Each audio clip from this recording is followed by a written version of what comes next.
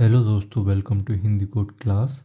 अब तक हमने inventory micro service and order micro service का एक बेसिक सेटअप बना लिया था। एंड आज इस लेक्चर में हम देखेंगे कि ऑर्डर माइक्रो सर्विस कैसे इन्वेंट्री माइक्रो सर्विस के साथ कम्युनिकेट करके स्टॉक चेक फंक्शनैलिटी परफॉर्म करती है, वो भी फीन क्लाइंट के थ्रू। क्योंकि रियल ई कॉमर्स एप्लीकेशन में ऑर्डर सर्विस इन्वेंट्री सर्विस को कॉल करने के लिए रेस्ट टेम्पलेट लिखने के बजाय फीन क्लाइंट का यूज होता है, इसलिए हम भी यहाँ पे फीन क्लाइंट का यूज कर रहे हैं। इस कम्युनिकेशन की वजह से ऑर्डर प्लेस होने से पहले हम प्रॉपर चेक कर सकेंगे कि प्रोडक्ट स्टॉक में अवेलेबल है या नहीं है। एंड ये फ्लो एग्जैक्टली वही है जो real world e commerce micro service application में यूज होता है। इसलिए अगर आप इस प्रैक्टिकल लेक्चर के थ्रू फीन क्लाइंट इम्प्लीमेंटेशन सीखना चाह रहे हो तो इस वीडियो तक लास्ट तक जरूर देखें। तो चलिए शुरू करते हैं। यहाँ पर कुछ भी कोड लिखने से पहले ये समझ लेते हैं कि फीन क्लाइंट क्या होता है। तो अगर मैं बिल्कुल सिंपल लाइन में बताऊं तो फीन क्लाइंट एक टूल है जो एक माइक्रो सर्विस को दूसरी माइक्रो सर्विस की रेस्ट एपीआई कॉल करने में हेल्प करता है। अब यहाँ पे जो मैंने बताया कि रेस्ट एपीआई कॉल करने में हेल्प करता है, तो ये रेस्ट एपीआई कॉल क्या होता है तो इसको समझो। तो यहाँ पे हमारे पास एक ऑर्डर सर्विस है।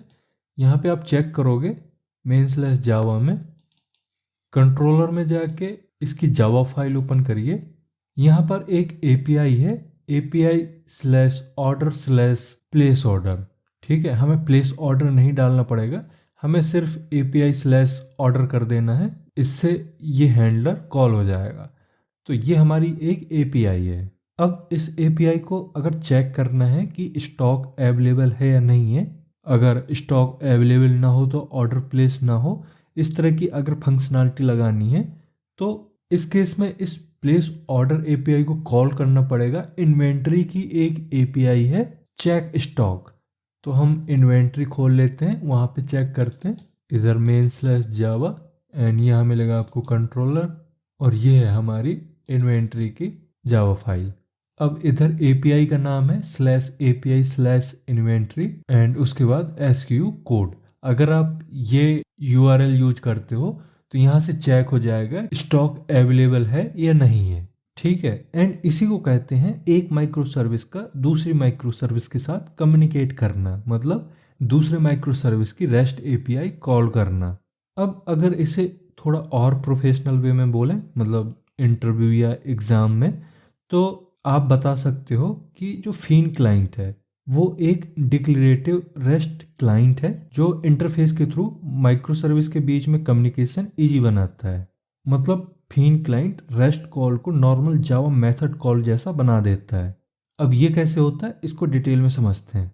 तो देखो, सबसे पहले जिस माइक्रो सर्विस को किसी दूसरे माइक्रो सर्विस के साथ कम्युनिकेट करने की जरूरत होती है, उसकी मेन क्लास में एक एनोटेशन का यूज करते हैं @enable_feen_client, जिससे जब भी आप प्रोजेक्ट को स्टार्ट करते हो तो स्प्रिंग समझ जाता है कि ये माइक्रो सर्विस किसी दूसरे माइक्रो सर्विस के साथ कम्युनिकेट करना चाह रही है, कम्युनिकेट करेगी।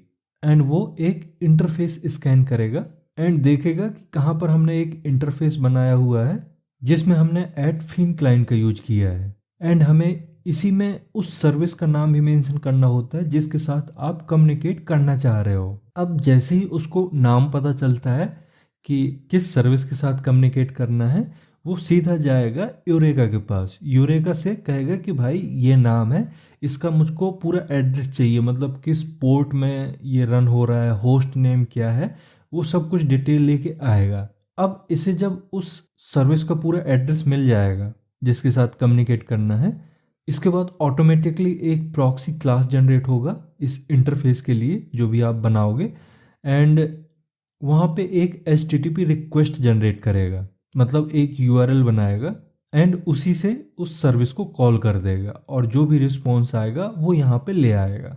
ठीक है, तो ये है पूरा प्रोसेस एंड इसी को हमें कोड के थ्रू इम्प्लीमेंट करना है। तो मैं यहाँ पे बहुत ही इजी तरीके से आपको बताऊंगा कि कैसे आपको कोड लगाना है। तो सबसे पहले आपको वो क्लास देखनी है जो क्लास कम्युनिकेट करना चाह रही है दूसरी क्लास से।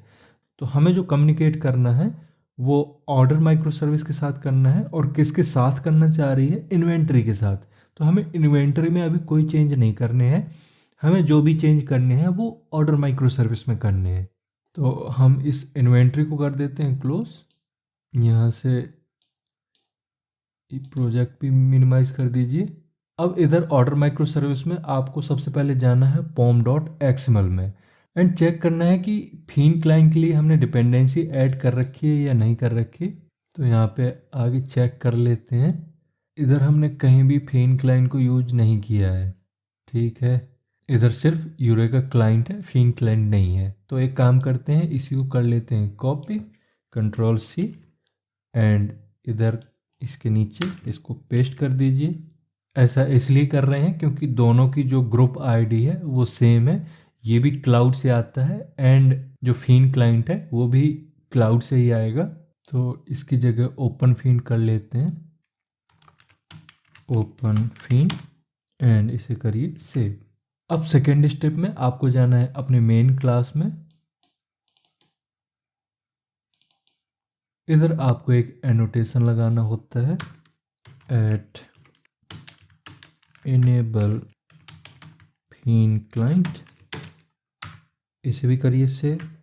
अब इसके थ्रू ये इंटरफेस को स्कैन करेगा। अब हम एक इंटरफेस बना लेते हैं, उसके लिए एक पैकेज बना लेते हैं अलग से। तो यहाँ पे न्यू में जाके पैकेज इधर डालेंगे डॉट क्लाइंट। अब इसी में फिर से right click, new and interface, यहाँ पे डालिए इन्वेंटरी फीन क्लाइंट। अब इधर सबसे पहले एक एनोटेशन यूज करना होता है, एट फीन क्लाइंट एंड इसमें दे दीजिए उस सर्विस का नाम जिसके साथ आप कम्युनिकेट करना चाह रहे हो। तो नेम इन्वेंटरी सर्विस।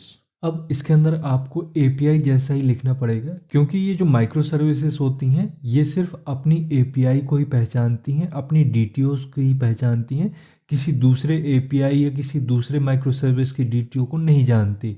तो उसके लिए हमें क्या करना पड़ेगा, यहाँ हमें गेट रिक्वेस्ट हैंडल करनी पड़ेगी क्योंकि जो डेटा आएगा उसको गेट करना है, जिसके लिए गेट रिक्वेस्ट हैंडल करेंगे। और गेट रिक्वेस्ट हैंडल करने के लिए हमें यूज करना पड़ता है गेट मैपिंग। तो इसमें हमें गेट मैपिंग का यूज कर लेना है। इधर एट गेट मैपिंग एंड इसमें आपको वही यूआरएल देना है जो आपने इन्वेंट्री में दिया हुआ था। इधर दीजिए /API/इन्वेंट्री/ इसमें दे दीजिए SKU कोड। अब इसको हैंडल करने के लिए एक हैंडलर बनाना पड़ेगा। इधर इन्वेंट्री रिस्पॉन्स। अब ये इन्वेंट्री रिस्पॉन्स अभी हमने बनाई नहीं है, अभी ये डीटीओ भी हम बना लेंगे।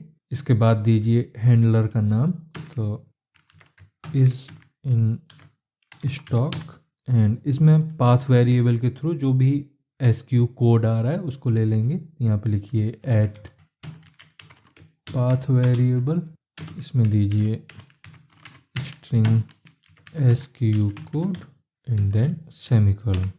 तो ये आपको क्लियर हुआ ऐसा हमने क्यों लिखा है, क्योंकि जो इन्वेंट्री API है वो इन्वेंट्री रिस्पॉन्स टाइप का डेटा देगी। तो उसके लिए हमें इन्वेंट्री रिस्पॉन्स टाइप का ही यहाँ पे रिटर्न टाइप लगा के इसको हैंडल करना पड़ेगा। उसके लिए हम अलग से एक इन्वेंट्री रिस्पॉन्स DTO बना लेंगे, क्योंकि ये जो ऑर्डर माइक्रो सर्विस है इन्वेंट्री की जो DTOs हैं उसको नहीं जानता, उसने कौन कौन सी DTO यूज करी हैं।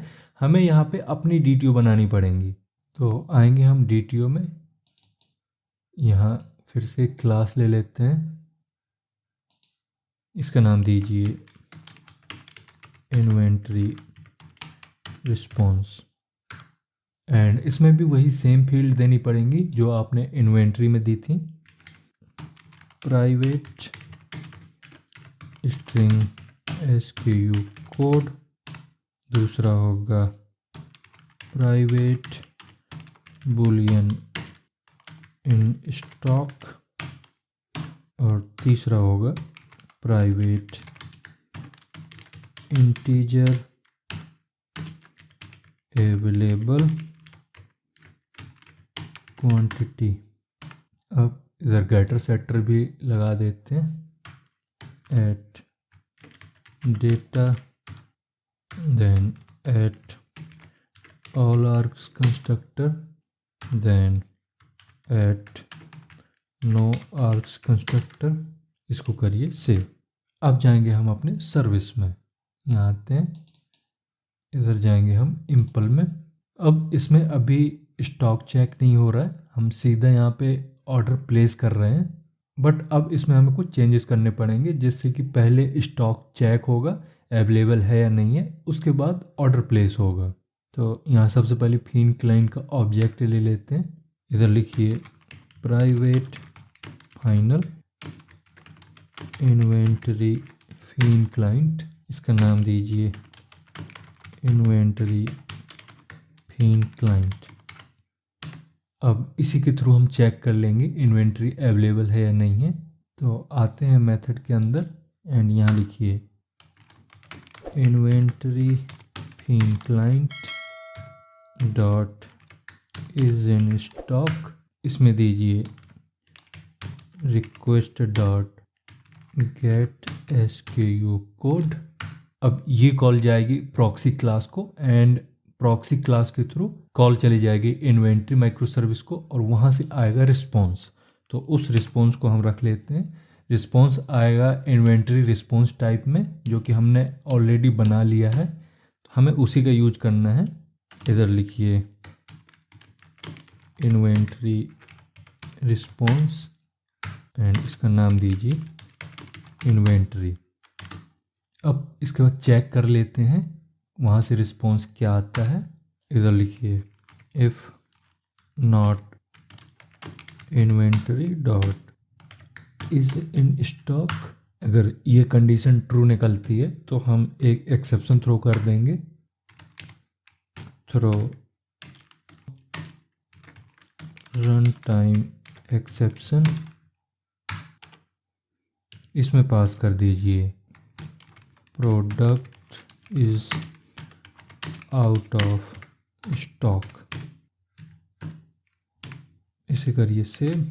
अब इसमें कुछ इशू आ रहा है, बोल रहा है कि ये जो मेथड है इन्वेंटरी रिस्पॉन्स टाइप का जो रिटर्न टाइप है वो मिसिंग है। तो एक बार हम चेक करते हैं अपने इन्वेंटरी में इधर, एंड इसे हमें इंपोर्ट करना पड़ेगा। अब करिए इसको सेव। अब ऑर्डर माइक्रो सर्विस में देखते हैं, यहाँ पे आपकी एरर चली गई है। बस इतना चेंजेस था, आपने इतना कर दिया, आपका रिक्वेस्ट जाएगा इन्वेंटरी माइक्रो सर्विस के पास, वहाँ से जो भी रिस्पॉन्स आएगा उसको आप यहाँ पे चेक करा लोगे और आपका आगे का प्रोसेस जैसा था वैसे ही रहेगा। तो इतना सिंपल होता है फिन क्लाइंट को इम्प्लीमेंट करना, जो कि आपको समझ में आ गया होगा। एंड अगर इस लेक्चर के थ्रू आपको कुछ समझ में आया है तो इसको लाइक ज़रूर करिए। अब नेक्स्ट लेक्चर में हम काफका को डिटेल में समझेंगे, इसलिए मिलते हैं नेक्स्ट लेक्चर में। Thank you.